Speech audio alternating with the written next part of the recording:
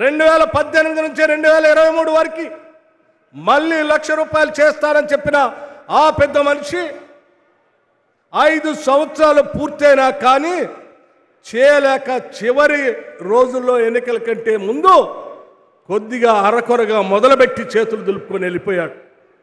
అంటే 10 సంవత్సరాల సమయంలో కేవలం ₹1,00,000 కూడా రుణమాఫీ చేయలేనటువంటి ఆనాటి ప్రభుత్వం ఎక్కడా కేవలం 15 రోజుల్లోనే 2 లక్షల వరకు రుణమాఫీ చేస్తామని ఛాలెంజ్ చేసి చూపిస్తున్న ఈ ఇందిరమ్మ ప్రభుత్వం ఎక్కడో ఒక్కసారి ఆలోచన చేయండి అని మీ అందరికీ నేను విజ్ఞప్తి చేస్తా ఉన్నాను.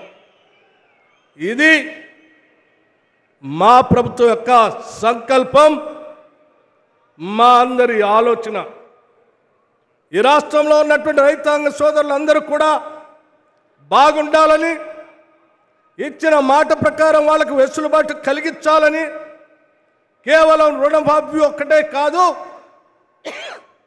మిగతా రైతాంగ సోదరులకు సంబంధించిన అనేక అంశాలకు సంబంధించిన నిధులు కూడా రిలీజ్ చేయాలని చెప్పి ఆలోచనతో ఈ దేశ చరిత్రలో ఎవరు వ్యవసాయ శాఖ కేటాయించినంత నిధులు, ఇంతవరకు ఈ రాష్ట్రంలో ఎప్పుడు కేటాయించినటువంటి నిధులు 72,000 కోట్ల రూపాయలు వ్యవసాయ రంగానికి, అనుబంధ రంగానికి కేటాయించినటువంటి ప్రభుత్వం మన ప్రభుత్వం, ఇందిరమ్మ ప్రభుత్వం.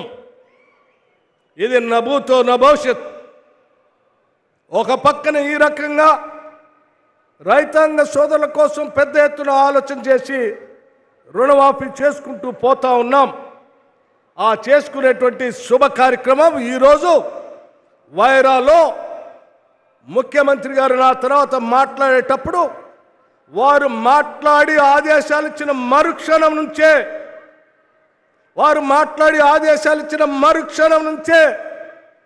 2 లక్షల రూపాయల వరకు రుణమాఫీ జరిగేటువంటి డబ్బులు ఆ అకౌంట్లోకి వెంటనే మారిపోతాయని కూడా ఈ సందర్భంగా మీ అందరికీ మనవి చేస్తా ఉన్నాను. ఈరోజు ఆగస్టు 15 బ్యాంకుల్లోకి డబ్బు వెళ్తుంది. వారు మాట్లాడి ఆదేశించిన మరుక్షణం రేపు వర్కింగ్ డే మీ అకౌంట్లోకి డబ్బులు వచ్చి పడతాయి. ఇది ఈరోజు కాంగ్రెస్ పార్టీ ప్రభుత్వం తీసుకున్నటువంటి నిర్ణయం అని చెప్పి మీ అందరికీ సవినయంగా మనవి చేస్తా ఉన్నాను. ఈ కార్యక్రమంతో పాటు మరి ఈరోజే వారు నిన్న విదేశాలకు వెళ్ళొచ్చారు. అమెరికా వెళ్ళారు, కొరియా వెళ్ళారు.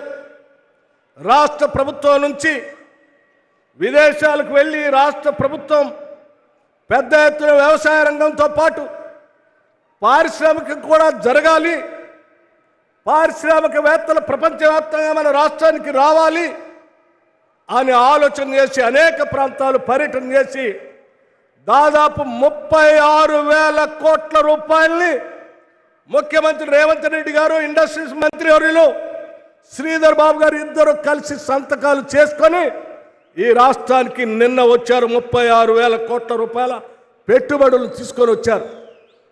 రాష్ట్ర ప్రజలందరి తరఫున వారికి మేము ప్రత్యేకంగా అభినందనలు తెలియజేస్తా ఉన్నాను.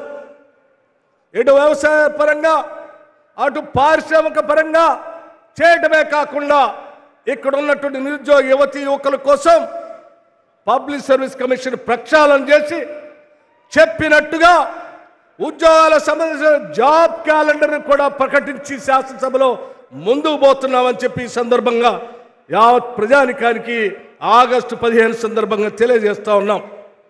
ఇది ఒక పక్క కార్యక్రమం అయితే మరి ఈరోజు ఖమ్మం జిల్లాలో అందరూ మాట్లాడుతున్నటువంటి సీతారామ ప్రాజెక్టు గురించి కూడా మనం మాట్లాడుకోవాల్సినటువంటి అవసరం ఉంది. ఈరోజు కొద్దిమంది సీతారామ ప్రాజెక్టు సంబంధించినటువంటి ఆనాడు ఇరిగేషన్ మంత్రిగా పనిచేసిన హరీష్ రావు గారు, లేకపోతే ఆ మంత్రివర్గంలో ప్రముఖ పాత్ర వహించినటువంటి కేటీఆర్ గారు, లేకపోతే ఇంకొక 2-3 మంత్రులు నిన్న మాట్లాడితే చూశాను నేను. తగుదనమ్మా అని చెప్పి కాంగ్రెస్ వాళ్ళు సీతారామ ప్రాజెక్టు పంపులు ఆన్ చేస్తూ ఉన్నారు, పసుపు కుంకుమ వేస్తూ ఉన్నారు, ఆ ప్రాజెక్టు మా మానస పుత్రిక, మేమే పూర్తి చేశాం, మీరు పోటీ పడతా ఉన్నారని చెప్తా ఉన్నారు.